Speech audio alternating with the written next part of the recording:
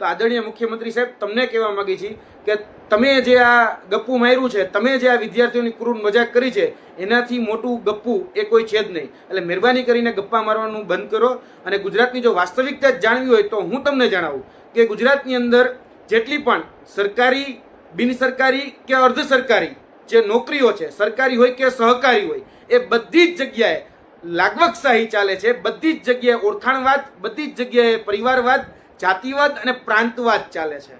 જો તમને કદાચ ખ્યાલ ન હોય તો હું તમને એક યાદ કરાવું. હમણાં જ 2 અઠવાડિયા પહેલા એક કહી શકાય કે ચોસાલા ખાતે, દાહોદના ચોસાલા ખાતેની જે આશ્રમ શાળા હતી, એ આશ્રમ શાળાની અંદર તમારા જ એટલે કે ભારતીય જનતા પાર્ટીના જ વ્યક્તિના પૂજ્ય પિતાશ્રી એ ક્યાંક ને ક્યાંક લાંચ માગતા જોવા મળ્યા હતા.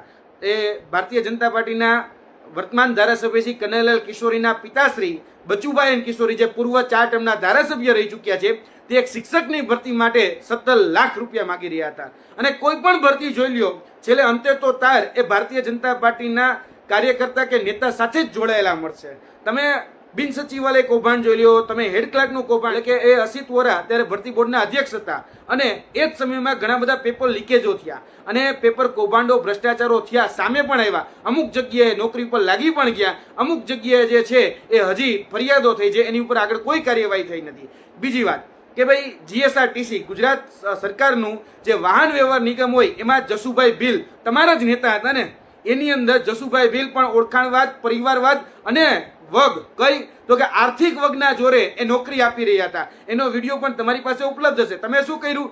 એટલે કે એ અસિત વોરા ત્યારે ભરતી બોર્ડના અધ્યક્ષ હતા અને એ જ સમયમાં ઘણા બધા પેપર લીકેજો થયા અને પેપર કૌભાંડો, ભ્રષ્ટાચારો થયા, સામે પણ આવ્યા. અમુક જગ્યાએ નોકરી પર લાગી પણ ગયા, અમુક જગ્યાએ જે છે એ હજી ફરિયાદો થઈ છે, એની ઉપર આગળ કોઈ કાર્યવાહી થઈ નથી.